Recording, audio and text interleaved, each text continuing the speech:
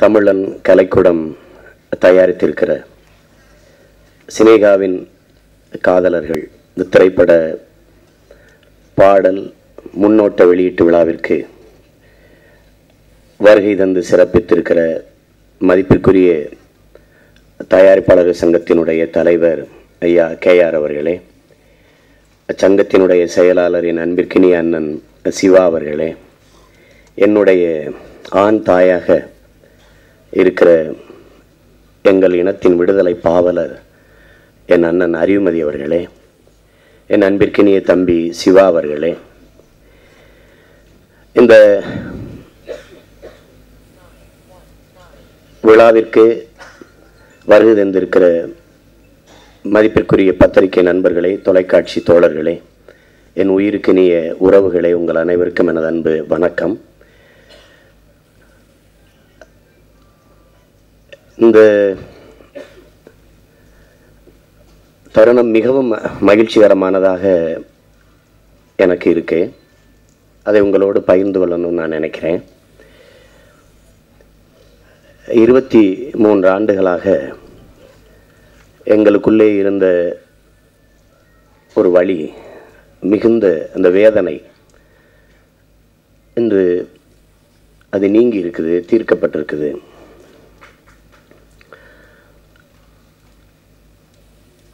நான் தொடர்ச்சியாக இலங்கை கடற்படை எமது மீனவ உறவுகளை தாக்கி கொண்டிருந்த நேரத்தில் அடக்க முடியாத ஆத்திரத்தில், இனி மீனவனை நீ அடித்தா நான் மாணவனை அடிப்பேன்னு நான் பேசிட்டேன். அதுக்காக நான் சிறைப்படுத்தப்பட்டேன். தேசிய பாதுகாப்பு சட்டம் 5 மாதம் புழல் சிறையில் தான் என்னை அடைக்க கொண்டு போனாங்க. வாசலுக்குள்ளே போயிட்டேன். திருப்பி உடனே காவலர்கள் என்னை அவசர அவசரமாக எடுத்து இரவு இடவா வேலூர் சிறையில் போய் அடைச்சாங்க. அங்கே தான் என்னுடைய தம்பி பேரறிவாளன், ராபர்ட் பயாஸ், முருகன், சாந்தன் எல்லோரும் இருந்தாங்க. அவங்க மரண தண்டனை கைதிகள். ராபர்ட் பயாஸ் போன்றவர்கள் ஆயுள் தண்டனை கைதிகள். அந்த 5 மாதம் நாங்கள் சிறையில் இருந்தபோது அது என் வாழ்நாளில் மிக முக்கியமான காலங்கள். அப்போ என் தம்பிகள்கிட்ட நான் சொல்லிட்டு வந்தேன், உங்கள் விடுதலை, இந்த விடுதலை சாத்தியப்படலைன்னா என் இனத்தின் விடுதலை சாத்தியப்படாது, ஈழ விடுதலை சாத்தியப்படாது. எனவே முதலில் உங்கள் விடுதலையை வென்றெடுப்பதான் என்னுடைய முதல் கடமை என்று சொல்லிட்டு வந்தேன். அதுக்கப்புறம் நாங்கள் தொடர்ச்சியாக போராடணும். கருணை மனு நிராகரிக்கப்பட்டுச்சு, தூக்கு தண்டனை உறுதியாச்சு, பல தளங்களில் போராட்டம். மான தமிழச்சி தங்கை செங்கொடி தனது உயிரை தந்தா அண்ணங்கள் உயிரை காப்பாற்றுவதற்கு. 23 ஆண்டுகளாக எனது அம்மா அற்புதம் தெரு தெருவாக நடந்து, பார்க்காத தலைவர்கள் இல்லை, போடாத மண் இல்லை, அவள் வடிக்காத கண்ணீர் இல்லை. எந்த ஊர் கூட்டமானாலும் தன் மகன் விடுதலைக்காக யார் பேசினாலும் நடந்தே வருவாங்க.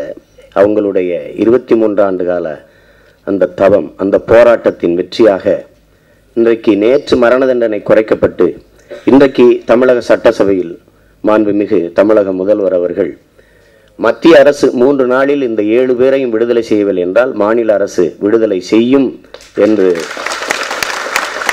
தீர்மானம் நிறைவேற்றியிருக்கிற இந்த செய்தியை கேட்கிற போது மிகுந்த ஒரு மகிழ்ச்சியான தருணமாக இருக்குது. இங்கே பேசிய எனது அண்ணன் சிவா சொன்னாங்க, இந்த அரங்கத்துக்கு வந்தபோது அவங்களுக்கு மகிழ்ச்சியான செய்தி, தொடுக்கப்பட்ட வழக்கிலிருந்து அனைத்து வழக்குகளும் தள்ளுபடி செய்யப்பட்டது என்ற ஒரு வெற்றி செய்தி அவங்களுக்கு எவ்வளவு மகிழ்ச்சியாக இருந்ததோ, அதை போலவே எனக்கு மட்டும் இல்லை, உலகம் முழுமைக்கும் வாழ்கிற 12 கோடி தமிழ் தேசிய மக்களுக்கும் இது ஒரு மகிழ்ச்சியான செய்தி. ஏன்னா எந்த ஒரு குற்றத்துக்கும் மரணம் தண்டனையாக இருக்கக்கூடாது என்பதுதான் மனிதநேயமுள்ள ஒவ்வொரு மனிதனும் விரும்புவது. தேசப்பிதா காந்தி சொல்றார், சிறைக்கூடங்கள் சிறைச்சாலை குற்றவாளிகளுக்கு நல்வழிப்படுத்துகிற மனநல மருத்துவமனை தானே ஒழிய அது கொலை களம் அல்ல என்கிறார். அந்த அடிப்படையில் தான் நாம் கேட்கிறோம். குற்றத்திற்கு தண்டனை வேண்டாம் என்று சொல்லல, மரணம் எந்த ஒரு குற்றத்திற்கும் தண்டனையாக இருக்கக்கூடாது என்பதுதான் நம்மளுடைய விருப்பம், நிலைப்பாடு. அதை முன்வைத்துத்தான் போராடி இன்று வென்றிருக்கிறோம். இது மனித நேயத்திற்கு கிடைச்ச வெற்றி என்றுதான் நாம் இதை பார்க்கணும். அந்த தருணத்தில் கடந்த 3 நாட்களாக இருந்த என்னுடைய மனநிலையை நான் சொல்லணும்னு நினைக்கிறேன். என்னுடைய நண்பன் என்னோடு என்னுடைய இயக்கத்தில் பணியாற்றி சுபமுத்துக்குமாரை கொலை செய்துட்டாங்க 3 ஆண்டுகளுக்கு முன்பு. அவனுடைய நினைவு தினத்தில் பேசிட்டு நான் அதிகாலையில் திரும்புகிறேன். காவல்துறை அதிகாரி எனக்கு ஒரு செய்தி அனுப்புகிறார். மிகவும் சோக செய்தி உங்களுக்கு, உங்கள் அப்பா பால்மேந்திரா இறந்துட்டார்னு. நேர எங்கள் அப்பா வீட்டுக்கு போகிறேன். அங்கே போகணும். அதுக்கு முன்னாடி ஒரு திருமண வரவேற்புக்கு நான் வரேன்னு சொல்லிட்டேன். அவர் கூப்பிட்டுக்கிட்டே இருக்கிறார். எங்கள் அப்பா இறந்த செய்தி அவருக்கு தெரியாது. அவர் திருமண நிகழ்வில் போய் கலந்துக்கணும், மகிழ்ச்சியாக இருக்கணும். திருப்பி நேராக எங்கள் அப்பா வீட்டுக்கு வரணும். எங்கள் அப்பா பார்க்கும்போது எனக்கும் எங்கள் அண்ணன் அறிவுமதி, என் தம்பி பாலா, முத்துக்குமார், சீனு ராமசாமி, வெற்றிமாறன் இவர்களுக்கெல்லாம் எங்களுக்கெல்லாம் அவர் வெறும் இயக்குனர் இல்லை, தகுந்த வழிகாட்டி, நல்ல ஆசான் அவர். என்னுடைய அப்பா, எங்கள் அம்மா என்னை பார்த்து உங்கள் அப்பா உன்னை விட்டு போயிட்டாருன்னு அழுகிறாங்க. தவிக்கும் பெரிய வேதனையாக இருக்குது. வெடித்து அழுகிறேன். மறுபடியும் ஒரு 2 மணி நேரத்தில் எங்கள் அண்ணன் உணர்ச்சி பாவலர். அவன் தன் பாக்களால் எங்களை எல்லாம் புழுக்களால் நெளிந்து கொண்டிருந்த எங்களை புலிகளாக மாற்றிய ஒரு புலவன். அவன்தான் எங்கள் அப்பா பாலுமகேந்திராவுக்கு பெண் பார்த்து எங்கள் அம்மா அகிலாவை திருமணம் செய்து வச்ச தோழன், பக்கத்து வீட்டு உறவினர். அவர் வீட்டு மகள் திருமணம், அதுக்கு போகணும். அங்கே போய் இரவு முழுக்க அவரோடு திருப்பி எங்கள் அப்பா வீட்டுக்கு வரணும். காலையில் உடல் எடுத்துக்கிட்டு போகிறாங்க. உடலோடு ஊர்வலத்தில் போய் கொண்டிருக்கும்போது என் அண்ணன் கலைக்குட்டு உதயம் அவர்களுடைய பிறந்த நாள், தமிழன் தொலைக்காட்சி 12வது ஆண்டு நிகழ்வு, அதுக்கு போகணும். பாதி ஊர்வலத்திலே இந்த நிகழ்வில் பங்கேற்கணும்னு போனேன். அது காரணம் எங்கள் அப்பா இறந்துட்டார், அவர் கோவிச்சுக்கிற மாட்டார். ஆனால் எங்கள் அண்ணன் அந்த நிகழ்வுக்கு போகலைன்னா உரிமையோட கோவிச்சுப்பார். அதனால் எங்கள் அப்பாட்ட வருத்தம் தெரிவிச்சுட்டு அவர் நிகழ்வுக்கு போகிறேன். அடுத்த நாள் தீர்ப்பு வரப்போகுது. தம்பிகளுடைய விடுதலைக்கு மரண தண்டனை குறைக்க. ஏற்கனவே வீரப்பன் அவர்களுடைய வழக்கில் தண்டனை குறைக்கப்பட்டிருந்தாலும் அதுபோலவே இதுவும் குறைக்கப்படுங்கிற நம்பிக்கை இருந்தாலும் பதட்டம், பயம், இரவில் உறக்கம் இல்லை. டெல்லியிலிருந்து என் தம்பி வழக்கறிஞர் நல்லபடியாக தீர்ப்பு வரும், நிம்மதியாக உறங்குங்கிறான். உறங்க முடியல. சரியாக தீர்ப்பு வருது, மரண தண்டனை குறைக்கப்படுது. மகிழ்ச்சியான செய்தி. அடுத்து எப்படியாவது இனி தமிழக அரசின் கையில் தான் விடுதலை இருக்குது, போராடி எப்படியாவது தம்பிகளை வெளியில் கொண்டு வரணும்னு. அது காரணம் இருக்கு. எனது தம்பி பேரறிவாளன் பயாசு, என் தம்பியை நான் சந்திக்க போகும்போது பொங்கலுக்கு இந்த முறை போவீங்களா என்று கேட்குறான். போவேன். என் மனைவிகிட்ட கேட்குறான், அடுத்த முறை அண்ணி நானும் உங்களோட பொங்கல் வைக்க வந்துடுவேன்ல, அந்த நம்பிக்கை இருக்குல்ல என்று கேட்குறான். அவனுக்கு உப்பு கறின்னா பிடிக்கும். நான் அடுத்த முறை வீட்டுக்கு கறிச்சோறு சாப்பிட வந்துடுவேன்ல என்று 23 ஆண்டுகளாக இந்த மரணத்தின் வழியை சுமந்து கொண்டிருந்த எனது தம்பி பேரறிவாளன், முருகன், சாந்தன், ராபர்ட் பயாஸ், எங்கள் அண்ணன் ஜெயக்குமார், தம்பி ரவிச்சந்திரன் எல்லோரும் இன்னும் 3 தினங்களுக்குள் விடுதலையாக போகிறார்கள் என்று நினைக்கும் போது அதைவிட ஒரு மகிழ்ச்சியான ஒரு தருணம், ஒரு செய்தி எதுவுமே இருக்க முடியாது. அதை உங்களோடு பகிர்ந்து கொள்ளணும்னு நினைக்கிறேன். இப்போ இந்த அரங்கை விட்டு வெளியில் போய் என் தாய் அற்புதத்தை கட்டி பிடித்து கதறி அழனும் போல இருக்கு. ஆனால் அந்த நிகழ்ச்சி முடிஞ்ச உடனே முடியாமல் வெளியில் போகக்கூடாதுங்கிறதுக்காக பொறுமையாக நான் இருக்கேன். இங்கே இருக்கிற என்னுடைய அண்ணன் அறிவுமதி, அவர் ஒரு கவிஞராக உங்களுக்கு தெரியும். எங்கள் அண்ணனை போல ஒரு அநியாயத்துக்கு நல்லவனை இந்த உலகம் பார்க்காது. கொசுவுக்கு தலைவலிச்சா கூட மாத்திரை வாங்கிட்டு போவார். போல ஒரு நல்லவன்.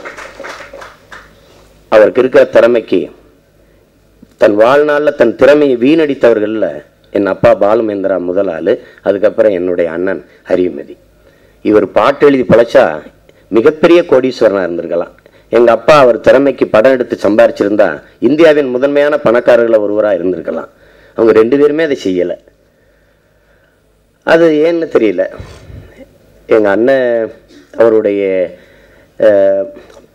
அவர் எனக்கு ஒரு தாயாக இருந்திருக்கிறாரு. நான் என்னை கூட்டிகிட்டு தஞ்சை தமிழ் பல்கலைக்கழகத்துக்கு போகிறாரு. ஒரு அறையில் தூங்குகிறோம். ஒரு சட்டை தான் இருந்தது, எனக்கு வெள்ளை சட்டை அழுக்காயிருச்சு. அதை போட்டுட்டு படுத்துருக்கிறேன். கொஞ்ச நேரம் கழித்து முழிச்சு பார்க்குறேன், எங்கள் அண்ணன் என்னுடைய சட்டையை எடுத்து சோப் போட்டு துவைச்சிக்கிட்டு இருக்கிறாரு. அப்படி என்னையே இல்லை, என்னுடைய தம்பி முத்துக்குமாரை, என் தம்பி தபு சங்கரை, இன்னைக்கு இயக்குனராக இருக்கிற என்னுடைய சகோதரன் செல்வபாரதியை, சுந்தர்சியை, எல்லாரையும் எங்கள் 73 ஹபீபுல்லா சாலையில் அந்த வீட்டில் தான் நாங்கள்லாம் வளர்ந்தோம்.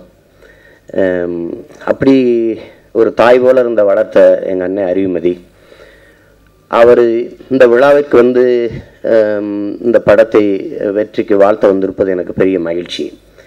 குறிப்பாக என்னுடைய அண்ணன் கலைக்கோட்டு உதயத்தை சொல்லணும். நான் இயக்குனராக இருக்கும்போது நிறைய கல்லூரி விழாக்களில் போய் பேசுவேன். அதையெல்லாம் எடுத்து அவர் தொலைக்காட்சியில் ஒளிபரப்பினார். அப்போ தான் நான் பேசுவேன்னே எல்லாருக்கும் தெரியும், இந்த சீமான் ஒருத்தன் ஏதோ பேசுகிறானே அப்படின்னு. அப்போ நிறைய பகுத்தறிவு கருத்துக்களை மார்க்சிய பெரியாரிய அம்பேத்கரிய சிந்தனைகளை தான் அதிகமாக நான் பேசுவேன். அப்போவே அவர் சொன்னார், அண்ணா நீங்கள் ஒரு இந்த இனத்துக்கு தலைவன் ஆகணும், நீங்கள் ஒரு கட்சி ஆரம்பிங்கன்னு. நான் சிரிப்பேன், என்ன இவருக்கு அப்படின்னு. தனியாக கூப்பிட்டு சொல்லுவார், நீங்கள் ஒரு இயக்கமாகணும், கட்சி ஆகணும்னு. காலம் என்னைய வலுக்கட்டாயமாக இதை செய்து வச்சிருச்சு. இந்த நாம் தமிழருங்கிற கட்சி, நான் கட்சி ஆரம்பிப்பேன், அதில் ஒரு தலைவராக இருப்பேன், இந்த இனத்தை ஓர்மைப்படுத்த இப்படி உழைப்பேன்லாம் நான் கனவுளுடன் நினைக்கல. நான் எங்கள் அண்ணன் சிவா அவர்களுக்கு ஒரு துரோகம் செஞ்சுருக்கேன். இன்னைக்கு வரைக்கும் அந்த குற்ற உணர்வு எனக்கு இருக்குது. அவர் பகலவன்னு என்னுடைய கதையைத்தான் எடுக்க சொல்லி கட்டாயப்படுத்தினார். அதை எடுத்திருந்தா ஒரு மிகப்பெரிய வெற்றி படமாக அது அமைஞ்சிருக்கும். தொடர்ச்சியாக எனக்கு நானும் படங்களை இயக்கியிருந்திருக்கலாம். அன்றைக்கு அந்த வாழ்த்துக்கள் படத்தை எடுத்து அவருக்கு பெரிய பொருள் இழப்பை நான் தந்துட்டேன். அந்த படத்தை வெளியிட்டுட்டு நான் இருந்த நாளில் தான் ஒரு வாரத்தில் என்னுடைய தலைவர் பிரபாகரன் இடத்துலேருந்து எனக்கு அவசரமாக அழைப்பு. நான் போனேன். அந்த நாளிலிருந்து என்னுடைய வாழ்க்கை திசை மாறிட்டது. நான் அங்கே இருக்கும்போது தான் வாழ்த்துக்கள் படம் ஓடிக்கொண்டிருக்குது. அது வெற்றி அடையலைன்னு என் தலைவருக்கு தெரிஞ்சிட்டுது. என்னை கூப்பிட்டு சொன்னார், நமக்கு எதுக்கு இந்த பூ கவிதையெல்லாம், நமக்கு எதுக்கு? நான் ஒன்றும் தலை குஞ்சிட்டே இருந்தேன்.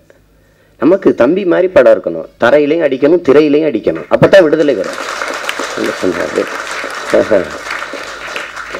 சரி அண்ணா. அந்த அந்த அந்த இதை நினச்சி பார்க்குறேன். அதுக்காக நான் வருந்துறேன். என் அண்ணன் சிவாவை போல ஒரு தயாரிப்பாளர் தமிழ் திரையுலகிற்கு கிடைப்பது ரொம்ப அரிது, ரொம்ப அரிது. அவர் தயாரிப்பாளர், தயாரிப்பு நிர்வாகி, ஒரு நல்ல சகோதரன், ஒரு தகப்பன், எல்லாமே இருப்பார், ஒரு தோழன், அப்படி இருப்பார் அவர். அவருக்கு ஒரு வெற்றி படத்தை தராமல் நான் விட்டுட்டேங்கிற குற்ற உணர்வு எனக்கு இன்னும் இருக்கு. அதுக்கு ஒரு என்னுடைய திமிர்த்தனமும் காரணம். என் தாய்மொழி தமிழிலே எல்லா உரையாடலையும் எழுதணும்னு நினச்சது அதுக்கு வருத்தப்படுறேன். இந்த இனத்தில் நான் பிறந்ததுக்கு பெருமை அடைகிறேன், அதே நேரம் ரொம்ப சிறுமையை அடைகிறேன். திரையில் படம் ஓடிக்கிட்டு நன்றின்னு சொல்கிறாங்க, நேசிக்கிறேன்னு சொல்கிறாங்க, அந்த இடங்கள்லாம் ஊழையிடுறாங்க. இங்கே பேசுகிறவங்கெல்லாம் கூட தேங்க்யூன்னு சொல்கிறாங்கல்ல, அப்படி சொல்லாமல் நன்றின்னு சொல்கிறாங்க, நேசிக்கிறேன்னு சொல்கிறாங்க, விமர்சனம் எழுதுகிறாங்க. ஐ லவ் யூ என்று வர வேண்டிய இடங்களில் எல்லாம் நேசிக்கிறேன் என்று வருவது நெருடலாக இருக்கிறது என்று எழுதுகிறாங்க. எப்படி இருக்கு பாருங்க. உடனே நான் காசி அண்ணாவுக்கு எடுத்து சொல்கிறேன், அண்ணா இப்படி வந்திருக்கேன்னு. அன்பை கூட தன் தாய்மொழியில் பரிமாறிக்கொள்ள தெரியாத ஒரு இனம் இருந்தால் என்ன, செத்தா என்ன, விடு என்று சொல்கிறார். இதை நினச்சி பாருங்க. தமிழர்களுக்கு தாய்மொழி அந்நியப்பட்டு போச்சு. இதை மாதிரி ஒரு இழிவு எதுவுமே இல்லை. அதில் நான் கொஞ்சம் பிடிவாதமாக இருந்தேன், அதனால தோற்றேன். ஆனால் தொடர்ச்சியாக நாங்கள் தோற்றுக்கொண்டே இருப்போம்னு யாரும் நினச்சிட வேண்டாம், உறுதியாக வெல்லுவோம். இன்னைக்கு கலைக்கோட்டு உதயம் அவர்கள் தமிழன் கலைக்கூடம் என்று வச்சிருக்கிறது பெருத்த பெருமையாகவும் மகிழ்ச்சியாக இருக்குது. ஏன்னா இங்கே எடுக்கிறது தமிழ் படம், பார்க்குறது காசு கொடுக்கறது தமிழன். ஆனால் எதையுமே பாருங்க, எதுவுமே நிறுவனமாக இருக்காது, கலைக்கூடமாக இருக்காது. Limited, private limited, concerns, productions, companies, அப்படித்தான் இருக்கும் எல்லாமே. அது என்னமோ அந்த படங்களை எடுத்து அவங்க ஆங்கில படம் எடுக்கிறது போலவே எடுப்பாங்க. தமிழில் பெயர் வைத்தால் வழிவிலக்கு இருந்தது, அதை நீக்கணும்னு இப்போ தமிழில் பெயர்கள் வருவதில்லை. அப்போ இதெல்லாம் ஒரு திட்டமிட்டு ஒரு தேசியனத்தின் மொழியை சிதைத்து அழிக்கிறதுக்கான ஒரு பெரிய இதை நாங்கள் நீங்கள் பார்க்கணும். இது நாங்கள்லாம் சொல்லி கொண்டிருக்கிறோம் ராஜபக்சே இனப்படுகொலையாளன் துரோகின்னு. அதை விட இனப்படுகொலையும் துரோகமும் இங்கே நடந்து கொண்டிருக்குது. எவரவர் பிள்ளைக்கு தமிழில் பெயர் வைக்கலையோ அவரெல்லாம் இனத்துரோகி, எவருக்கெல்லாம் தமிழ் எழுத படிக்க பேச தெரியலையோ அவன் மிகப்பெரிய இனத்துரோகி. அவனும் தாய்மொழியை பெற்றதாயை மறந்துட்டு போகிறவன் எப்படி சுயநிலை உள்ளவனாக இருக்க முடியும்? ராஜபக்சே ஒட்டுமொத்தமாக தமிழர்களை கொன்று இனத்தை அழிச்சான்.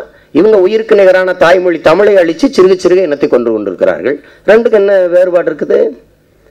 அப்ப இந்த நிலையில் ஒவ்வொருவரும் ஒரு சிறிய எழுத்தை கூட மாற்றிக்கொள்வதில்லை. பெரும்பாலான இயக்குநர்கள் முதல் எழுத்தை தகப்பனார் பெயரை ஆங்கிலத்தில் அவங்க அப்பா வெள்ளைக்காரர் போல எல்லாரும் முதல் எழுத்தை ஆங்கிலத்தில் போடுகிறார்கள். எந்த இயக்குனர் சில விளம்பர பலகைகளில் பார்த்தால் எல்லா ஒளிப்பதிவு இயக்கம் எல்லாமே ஆங்கிலத்தில் தான் வருகிறது. தலைப்பு மட்டும் வெறுமனே ஒரு பேருக்கு தமிழில் வைத்துக் கொள்கிறார்கள். இந்த நிலையை மாற்றணும். பிறகு இன்னும் நீண்ட காலமாக நாங்கள் சாதிய ஒழிப்பிற்காக போராடி வருகிற ஒரு தமிழ் தேசிய மக்கள் இங்கே சாதிய இழிவை துடைத்தெறிய போராடாமல் இருப்பதை விட செத்து ஒழிவதை மேலானது என்கிறார் புரட்சியாளர் அம்பேத்கர். சாதியே சமூகம் என்றால் வீசும் காற்று நச்சு காற்றாக மாறட்டும் என்கிறார். மூச்சு காற்று நச்சு காற்றாக மாறட்டும் என்கிறார். ஏன்? சாதிய இழிவை சுமப்பவனுக்குத்தான் தெரியும் அந்த வேதனை. வருகிற எல்லாரும் நவ்யா நாயர், சுவேதா மேனன், ஸ்ரேயா ரெட்டி, அந்தராவு, இந்தராவு என்று பேரை அப்படி பேருக்கு பின்னாடி சாதியை போட்டுக்கொண்டு பெருமையோடு வருகிறார்கள். உயர்ந்த சாதி சமூகமாக இருக்கிறவர்கள் அதை போட்டுக்கொண்டு வருகிறார்கள். தாழ்ந்தவர் மனநிலை என்னவா இருக்கும்? முதல்ல இதை ஒழிக்கணும். அந்த செட்டி ரெட்டி எல்லாம் வெட்டி எரியாமல் இந்த நிலத்தில் அதை ஒழிக்க முடியாது. ஏன் கேரளாவிலிருந்து நடிக்க வர நவ்யா நாயரும் சுவேதா மேனனும் அவங்க ஈழவரும் ஒரு தாழ்ந்த சாதி பெயரை போட்டுக்கொண்டு வரட்டுமே, நம்ம பார்ப்போம். அது முடியுமா? முடியாது. இது நாங்கள் உயர்ந்த சாதி மக்கள் என்ற பெருமிதம், ஆணவம், திமிரு, அது ஒரு போதை. அதை இந்த நிலத்துக்கு நாம அனுபவிக்காது. என்னன்னு தெரியாம படிச்சுக்க. நவ்யா நாயர், அது நாயர் யாரு? அது கேட்கறது இல்லை. நரசிம்மராவ் பிரதமர், நரசிம்மர் பிரதமர், ராவ் யாரு? அவர் ஏன் இருக்கிறாரு? தேவே கவுடா, தேவேங்கிறது ஒரு பேரு, கவுடாங்கிறது சாதி. அது ஏன் சாதி ஒட்டிக்கிட்டு இருக்குது? ஆனால் கேட்டா நாங்கள் சாதி மதத்திற்கு அப்பாற்பட்ட ஒரு சமூகம், நாங்க இது மதச்சார்பற்ற நாடு, இது சாதிய வேறுபாடற்ற நாடு. பேரில் அப்படியே சாதியை ஒட்டிக்கிறது. முன்னாடிலாம் படங்கள்ல வாங்க பிள்ளைவாள், வாங்க முதலியார்வாள், வாங்க செட்டியார்வாள். நான் சொன்னேன், நாங்களே இப்பத்தான் குரங்கில் இருந்து வாழை கொறுக்கி மனுஷனாகி வரோம். திருப்பி அந்த வாழையை ஒட்டிக்கிட்டு இருக்கிறீங்க, ஒட்டி விடுறீங்க எங்களுக்கு. இதை ஒழிக்கணும். முதல்ல இதை ஒழிக்கணும். தயவு செய்து இனிமேல் நடிக்க வரும்போது நடிகர்கள்ட்ட உங்க பேர் என்னங்க, பேரை மட்டும் போட்டா போதும். உங்க சாதியை உங்க வீட்டில் இருக்கிற சட்டியிலே வச்சுட்டு வாங்க, இங்கே ஒட்டிக்கிட்டு வராதீங்கன்னு நம்ம சொல்லணும். அது தயவு செய்து சொல்லணும். என் அன்பிற்குரியவர்களே, மதிப்பிற்குரியவர்களே, காலில் ஒட்டிய மலத்தை கழுவாதவனும் சாதியில் பேரில் ஒட்டி கொண்டிருப்பனும் இந்த சமூகத்துக்கு நாற்றம் தானே ஒழிய இதனால் ஒரு பெருமையும் இல்லை. அதை நீங்க தெளிவா புரிஞ்சுக்கணும். அப்ப இந்த நிலையில் என்னுடைய அண்ணன் கலைக்கொட்டு உதயம் அவர்கள் வழியில்லாத தாழ்ந்து வீழ்ந்து கிடக்கிற தமிழ் தேசிய மக்களின் உரிமைக்காக, மீட்சிக்காக, செத்து அழிந்து கொண்டிருக்கிற என் தாய்மொழி மீட்சிக்காக, உரிமை இழந்து, உணர்வை இழந்து, உயிரையும் இழந்து கொண்டிருக்கிற இழிவான நிலையில் இருக்கிற என் அன்னை தமிழ் சமூகத்தின் மேம்பாட்டிற்காக, விடுதலைக்காக, எளிய மக்களின் பிள்ளைகள், பஞ்ச பராரிகள், அன்றாடங்காட்சிகளின் வாரிசுகள் நாங்கள், அரசியல் வலிமையற்ற பிள்ளைகள் நாங்கள். எமது இனத்தின் விடுதலைக்காக நாங்கள் தேவர் அல்ல, தேவேந்திரர் அல்ல, நாடார் அல்ல, செட்டியார் அல்ல, பிள்ளையும் அல்ல, முதலியாரும் அல்ல, கோனாரும் அல்ல, உடையாரும் அல்ல, படையாட்சியும் அல்ல, பறையரும் அல்ல, கவுண்டரும் அல்ல, இந்துவும் அல்ல, இஸ்லாமியரும் அல்ல, கிறிஸ்தவரும் அல்ல. இது எங்கள் அடையாளம் அல்ல. ஆனால் என் பெருமைக்குரிய அடையாளம் 50,000 ஆண்டுகளுக்கு மூத்த நீண்ட நெடிய வரலாற்று பெருமை கொண்ட தமிழன் என்கிற தேசிய இனத்தின் பிள்ளை நான் என்பதுதான் எனது அடையாளம். எனவே இந்த உணர்வோடு சாதி மதங்களாக பிளந்து கிடந்த தமிழ் தேசிய மக்களின் ஓர்மைக்காக, அதன் உயர்வுக்காக, அதன் விடுதலைக்காக நாம் தமிழர் என்ற இந்த தேசிய அடையாளத்துக்குள் திரள்கிற இந்த பெரும் முயற்சியில் தன்னையும் ஒரு முதன்மை தளபதியாக இணைத்து கொண்டு என்னை போன்ற இளைய பிள்ளைகளுக்கு வழிகாட்டியாக, ஆலோசகராக இருந்து நாங்கள் பேசுகிறதை, இன்னைக்கு நான் பேசுறது கூட நீங்க எவ்வளவு தூரம் ஒளிபரப்பீங்கன்னு எனக்கு தெரியாது. நான் பல பாட்டு வெளியீட்டு விழாவில் பங்கேற்றிருக்கிறேன். எல்லாரும் பேசுறதுக்கு நான் பேசுறது வராது. எந்த புரட்சி பாடலையும் ஒளிபரப்புறதில்லை தொலைக்காட்சிகள். பார்த்துருக்கேன். நானே எழுதி நானே பாடினேன். மாயாண்டி குடும்பத்தாரில் பேசாம இருந்து கோழி குஞ்சுகளை தூக்குதுங்க பறந்துன்னு படம் பல தடவை ஒளிபரப்பாகுது. பாட்டை நீக்கிட்டு தம்பின்னு ஒரு படம் எடுத்தேன். என்னம்மா தேவி சக்கம்மா உலகம் தலகீழா தொங்குது நியாயம்மா, எங்க ஊர் கூத்துல பாடுற பாட்டு. அதை எடுத்து இன்றைய நடைமுறையில என் தம்பி முத்துக்குமார் எழுதி கொடுத்தான். அழகான பாட்டு. அந்த பாட்டை தவிர மற்ற பாட்டெல்லாம் போடுறாங்க. அதிகமா அந்த படத்துல ஒளிபரப்பட்டது சுடும் நிலவு சூடாத சூரியன், ஒரு காதல் பாட்டு அடிக்கடி போடுறாங்க. ஆனா கோட்டையில கொடி கிளியாம பறக்குது, குமரி பொண்ணு துணி கிழிஞ்சேதான் தொங்குது, நத்தைக்கு கூட முதுகுல வீடு, நடைபாதை தானே ஏழைக்கு கூடுங்கிற வார்த்தையை ஏன் கொண்டு போய் மக்கள்கிட்ட சேர்க்கல? ஏன்னா புரட்சி வந்துடும். எழுச்சி வந்துடும். எல்லா படங்களும் ஏதாவது படம், நாய் நடிச்ச நரி நடிச்ச படமா வெளியாகுது. புரட்சியாளர் அம்பேத்கரின் வாழ்க்கை வரலாறு திரைக்கு வரலையே. ஏன்? தாழ்த்தப்பட்டு ஒடுக்கப்பட்டு கிடக்கிற சமூக மக்கள், இளைஞர்கள் எழுச்சி பெற்று வருவார்கள். அவன் தான் அறிவை தேடி ஓடு, நாளைய வரலாறு உன் நிழலை தேடி வரும்னா. அதனால ஏன் வரல? யாராவது கேள்வி கேட்டோமா? ஏன் அம்பேத்கர் படம் திரைக்கு வரல? எதுக்கு வரல? அதுதான் சிக்கல் இங்க. அப்ப அந்த நிலையில நாங்க என்னை காட்டுறதில்லை. அந்த நிலையில எத்தனையோ விழாக்கள்ல எவ்வளோ பேசுறோம், எவ்வளோ மேடைகள்ல பேசுறோம். என் தலைவன் பிரபாகரன் என்றோ விடுதலை புலிகள் என்றோ வார்த்தை வந்து அதை நறுக்கிட்டு ஒளிபரப்புற தொலைக்காட்சிகள் இருக்கு. ஆனால் அது அப்படியே ஒரு வார்த்தையும் நீக்காமல் ஒளிபரப்புற ஒரு தொலைக்காட்சி இருக்குதுன்னா அது தமிழன் தொலைக்காட்சி தான் இருக்குது. அது காரணம் அவர் சொல்றாரு பாருங்க, நான் எடுத்துட்டேன் படம் நட்டப்பட்டாலும் அது எனக்கு ஒன்றும் எனக்கு ஒன்றும் வருத்தம் இருக்காதுன்னு. அப்படி எது போனாலும் சரி தான் கொண்ட கொள்கை சிதைந்திரக்கூடாதுங்கிற நோக்கம் கொண்ட ஒருவர் என் அண்ணன் கலைக்கோட்டு உதயம். இல்லைன்னா அவர் என்னோட சேர்ந்திருக்க முடியாது. அவருக்கு என்னோட சேர்றனால நிறைய நட்டம். ஏன்னா நான் பேசுற போது அவர் தொலைக்காட்சியை ஒளிபரப்படுறது இல்லை. அந்த நேரம் மின்சாரத்தை துண்டிப்பாங்க, இல்லைன்னா ஒளிபரப்பை துண்டிச்சு விட்டுருவாங்க. அதையும் மீறி அவர் என்னோட இருக்கிறார்னா நான் கொண்ட நோக்கமும் அவர் நோக்கமும் ஒன்றாக இருப்பதால் தான். அந்த மதிப்பிற்குரிய என்னுடைய அண்ணன் தயாரிச்சிருக்கிற முதல் தயாரிப்பு. நான் ஒரு படம் எடுக்கிறேன்னா, என்ன படம்? சினேகாவின் காதலர்கள். யாரு இயக்குனர்? நம்ம முத்துராமன் தான் அப்படின்னு. அது பாதி படம் எடுத்துட்டு சொன்னாரு எனக்கு. சும்மா குறைஞ்ச முதலீட்டில் தான் எடுக்கிறேன்னாரு. சரிண்ணா கவனம் அப்படின்னு. அப்ப அந்த முதலாக அவர் தயாரிக்கிற இந்த முயற்சி மாபெரும் வெற்றி அடையணும். அதுக்கு இங்கே என்னிலும் மேலான பெருமக்கள் வந்து உளமாற வாழ்த்தி இருக்கிறார்கள். என்னுடைய தம்பி முத்துராமன், அவன் என்னுடைய அருமை சகோதரன், என்னுடைய இளவல் பாலா அவர்களிடம் பணியாற்றினார். அவர் பத்திரிகை துறையிலிருந்து வந்திருந்தாலும் கூட பாலா கிட்ட தான் நான் அவரை சந்தித்தேன். பாலாவுக்கு மிகவும் நெருக்கமாக இருந்த அவருடைய தயாரிப்பு பணிகளில், பட வேலையில் எல்லாவற்றிலும் அவருக்கு உதவியாக நீண்ட நாள் இருந்த சகோதரன் பொன் முத்துராமலிங்கன். அந்த அவருக்கு வாய்ப்பு கொடுத்ததுக்கு, தன்னுடைய நண்பனுக்கு அந்த நட்பை மறவாது, நன்றி மறவாது இந்த படத்தை இயக்க வாய்ப்பு கொடுத்ததற்காக அண்ணன் கலைக்கோட்டு உதயம் அவர்களுக்கு என்னுடைய நன்றியை தெரிவித்துக் கொள்கிறேன். தம்பி முத்துராமனின் முயற்சி, இங்கே பேசிய என்னுடைய தம்பி சிவா சொன்னது போல பல மிகச்சிறந்த படைப்பாளிகள் பத்திரிகை இதழியல் துறையிலிருந்து வந்திருக்கிறாங்க. இன்னைக்கு தம்பி ராஜ்முருகன், இன்னொரு தம்பி என்னுடைய தம்பி அதே விகடனில் பணியாற்றிய இரா சரவணன் இயக்கி கொண்டிருக்கிறான் ஒரு படத்தை. இந்த மாதிரி படைப்பாளிகள் எந்த தளத்திலிருந்தும் வரலாம். அதை முத்துராமனை போன்ற நீண்ட அனுபவம் பெற்ற படைப்பாளிகள் திரைத்துறைக்கு வருவது மிகவும் வரவேற்கத்தக்கது, மகிழ்ச்சிக்குரியது. பாடல்கள் மிகச்சிறப்பாக வந்திருக்கு. சில பாடலை அவரே எழுதியிருக்காருன்னு நினைக்கிறேன். ஒரு பாடலை மதிப்பிற்குரிய ஐயா நெல்லை பாரதி அவர்கள் எழுதியிருக்கிறாங்க. அவங்களுக்கு என்னுடைய பாராட்டுக்கள். மதுரை பற்றி நீ கண்ணகி கால்சிலம்பு அந்த பாட்டை பார்க்கும்போது கடைவீதியில் நடந்து போன மாதிரியே இருந்தது, ஒரு உணர்வு வந்தது எனக்கு. நீ நம்ம ஊரில் மல்லிகைப்பூ மாதிரி இட்லி, கோனார் மெஸ்ஸு, கோழிக்கறி, இந்த கறியெல்லாம் அதெல்லாம் சாப்பிட அந்த எலும்பெல்லாம் நினைவு வந்தது. அதை எங்கள் அண்ணன் கலைக்கோட்டு உதயத்துக்கு சொன்னேன். புதுசாக இருக்குது, பாட்டெல்லாம் புதுமையாக இருக்குது, வழக்கமாக எடுக்கிறது போல் இல்லாமல். அதுக்கு பணியாற்றிய நடன இயக்குநர்களுக்கும் என்னுடைய பாராட்டுக்கள். இசையமைச்சிருக்கிற என்னுடைய சகோதரர் பிரபாகரன், அவர் எதுக்கு அவர் பேரை முன்னாடி இப்பு போட்டு எழுதினாருன்னு எனக்கு தெரியல. அது புதுமையாக இருக்கணும்னு நினச்சிருந்தாரோ என்னவோ. அந்த பிரபாகரன் அவர்களுக்கு என்னுடைய பாராட்டுக்கள், வாழ்த்துக்கள். புதுமையாக இருக்குது. பாடலை பதிவு செய்த விதமும் சரி, அதை படப்பதிவு செய்த விதமும் சரி, மிகவும் புதுமையாக அருமையாக இருக்குது. உங்களுக்கு என்னுடைய பாராட்டுக்கள். தொடர்ச்சியாக நீங்கள் தம்பி முத்துராமலிங்கத்தோடு நீங்கள் பயணிக்கணும். 2-3 படங்கள், புதிய பாடலாசிரியர்களுக்கு நீங்கள் வாய்ப்பு கொடுக்கணும். அது நான் உங்களிடத்தில் ஒரு கோரிக்கையாக, வேண்டுகோளாக வைக்கிறேன்.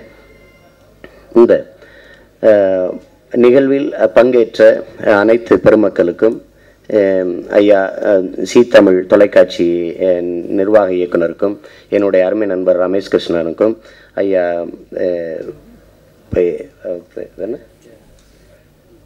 இல்லை ஜேஎஸ்கே சதீஷ் அவர்களுக்கும், இந்த படத்தில் சண்டை இயக்குனராக பணியாற்றிய என் மதிப்பிற்குரிய சகோதரர் ஐயா ஜாக்குவார் தங்கம் அவர்களுக்கும் என்னுடைய மனப்பூர்வமான நன்றியும் வணக்கத்தையும் தெரிவித்துக் கொள்கிறேன். இந்த படம் மிகப்பெரிய வெற்றி அடைய வாழ்த்துகிறேன். எல்லோரும் மகிழ்ச்சியான ஒரு தருணத்தில் இந்த படத்தை வாழ்த்துறோம். மிகப்பெரிய வெற்றி அடையும். தம்பி முத்துராமலிங்கன் பல படங்களை இதுபோல நீ இயக்கி வெற்றி அடைய வேண்டும். என் அண்ணன் கலைக்கொட்டு உதயம் அவர்களும் பல படங்களை தயாரிக்க வேண்டும் என்று வேண்டி அவர்களை வாழ்த்தி உங்கள் அனைவருக்கும் நன்றி கூறி விடைபெறுகிறேன். வணக்கம்.